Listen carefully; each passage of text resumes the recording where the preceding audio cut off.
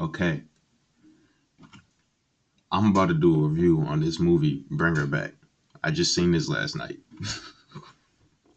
and I don't even know where I want to start. This is about to be my first video on the channel, probably. And like, I'm gonna just do it raw. You feel me? Like, I'm gonna just get my thoughts and opinions on it. Very limited editing, if any. And like, I'm just gonna talk about the movie. I'm making it interesting with my personality. That's what I'm trying to do. That's what I'm supposed to be doing, right? But like, where I even want to start, this is very unprofessional if you can't tell. But like, that's gonna be the charm of this. I'm gonna use some of these reviews to help me build up like some of my points. But like, just to start off, like, bro, with this movie, it's like they was trying to recreate Talk to Me again, kind of like not exactly, but it seems like they were trying to go for like the same kind of vibe, almost like hype type stuff. Like there was a scene in this movie where this kid literally messes himself up pretty bad just by trying to eat a piece of cantaloupe. And that sounds random, but like I'm gonna just leave it at that. You gotta go see the movie. But like, and it seemed like they were trying to recreate like almost like the same feeling or the same like scene from like Talk to Me where they did like the head banging on the desk with that kid that fucked himself up. Like it seems like they were trying to recreate almost like that type of scene again. And literally in that same scene, he was like, "You have to talk to me," because like in the movie, the kid doesn't talk that much for whatever reason. Like I mean, it's explained in the movie, but like he literally says, "But for this fruit, you had to talk to me first." Like, how did you know that one meme?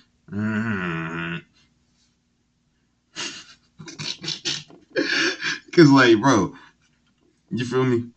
I mean, I really liked the movie, and it seemed like the whole time I was watching it, I definitely got the vibe that they were trying to like explore grief with the themes of the movie. Like a lot of the movie, like you could tell it in the trailer, it's about like this woman losing her child, and they're trying to bring her back. Like that's what the trailer's about. Like that's what it says in the trailer. But like, I mean, that's not really the issue. They're trying to explore grief and things like that. My biggest like issue with this movie is like it feels like it's building up to something or like more should have happened, but then like the climax kind of lets down. Like it doesn't really go anywhere. You're kind of just left there like, well, I guess that's it. Like, I mean, like I'm trying to think, how did this even end? Like, oh, yeah, yeah. No, this movie. Now that I'm thinking about it, this shit was not a fun watch. Like, not in a bad way. It's a really good movie. It's a great movie. It's put together well and everything like that. Standing up, but like, bro, this shit was fucked up.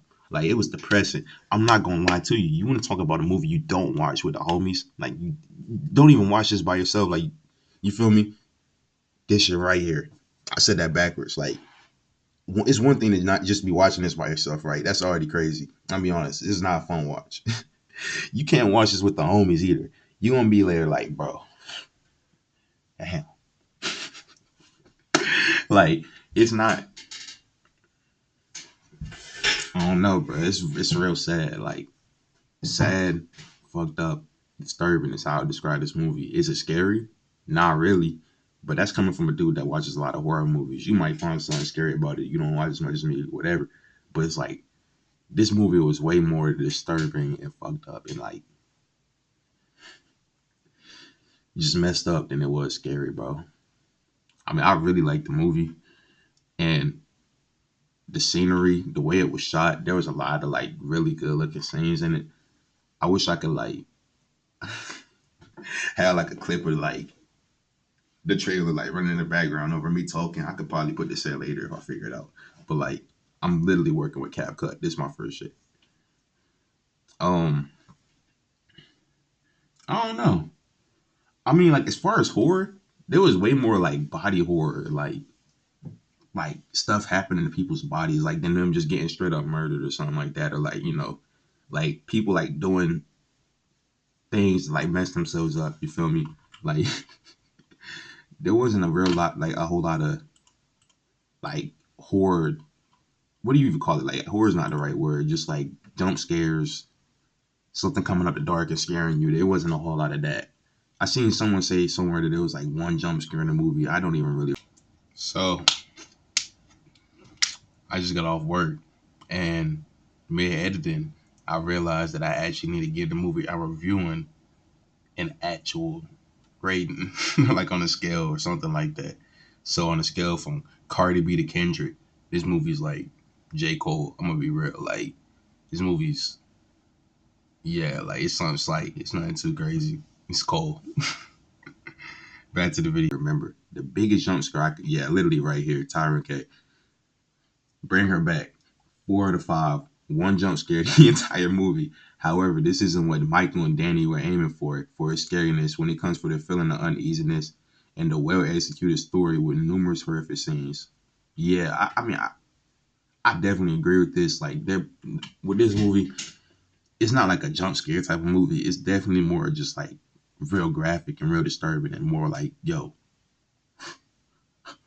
what the fuck?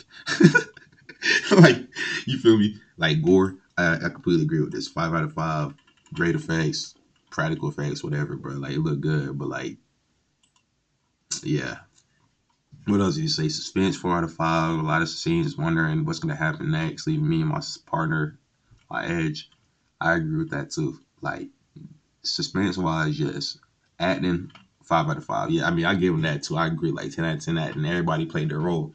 Everybody did a great job. Matter of fact, if I want to highlight people, bring her back, cast, because from watching the trailer, damn, they don't even have a photo of this woman, of this girl.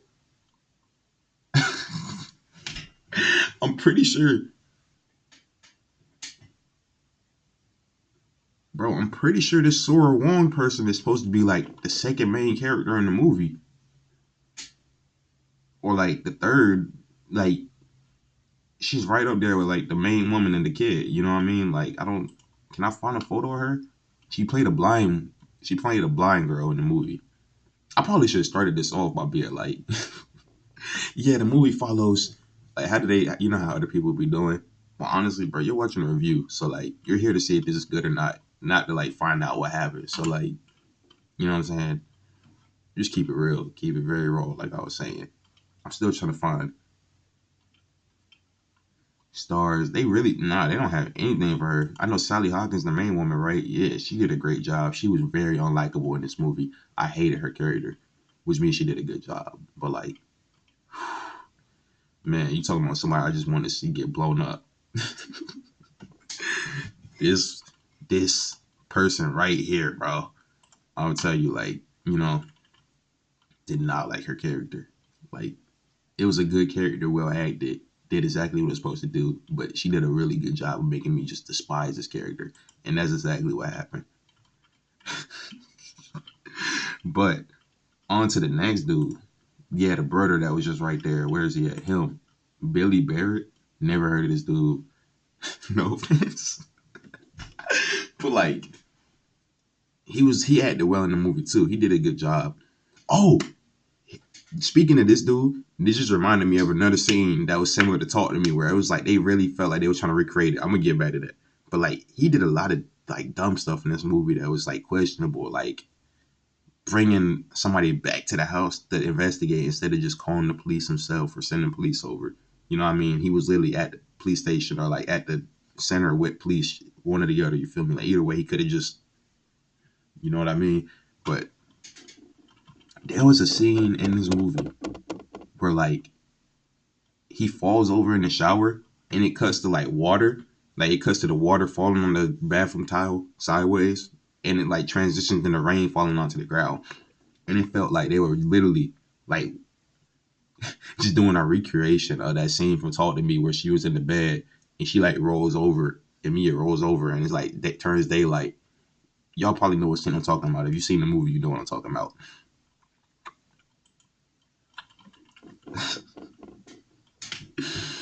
Bro, she was just doing her job. She was just doing her job. That's all I'm gonna say, bro. That's all I'm gonna say, bro. That's all I'm gonna say. Uh, what else do I even really have to say about this movie? She really wasn't even in this movie. She had like maybe 3 minutes of screen time total. Like she was playing a different role. Like she was serving a different purpose. Who else there is? Who do I even talk about here? This little nigga was creepy, bro. This is no racial, no racism, no none of that. I know that's a crazy thing to like put out there already. This is the first video, dude. What the fuck? But like, bro, you all know the stereotype of like horror movies. It's the crazy white kid. It's the crazy little white kid. It's like killing animals,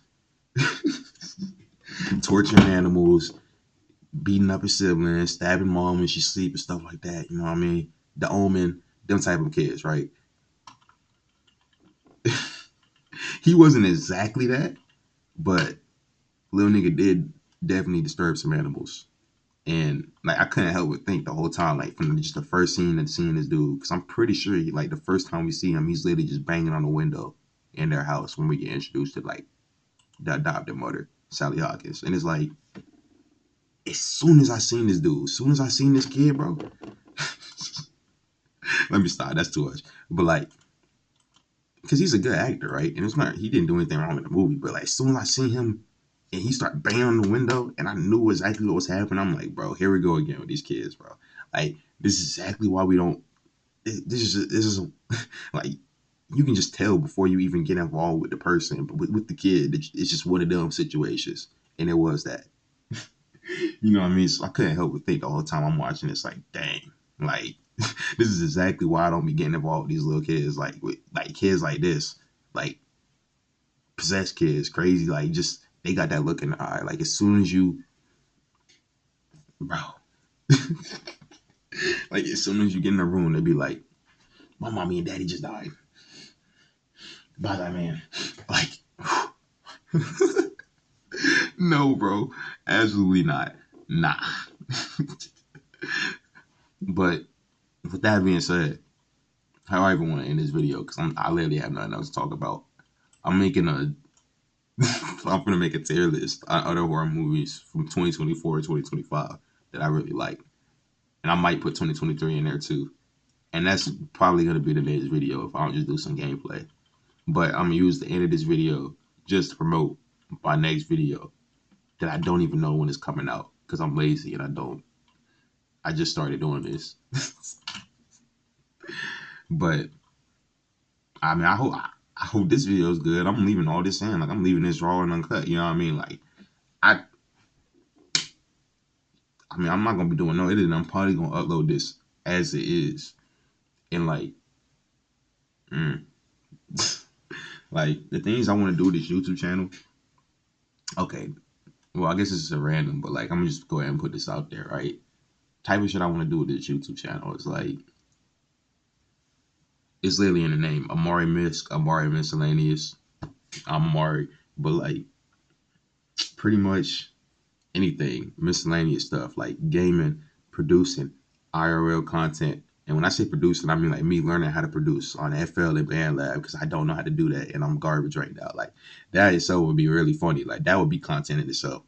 But what I say, producing, editing, gaming, movie reviews, making music, IRL content, going to concerts, which I do often. Like I went to Dreamville Festival in April, like stuff like that.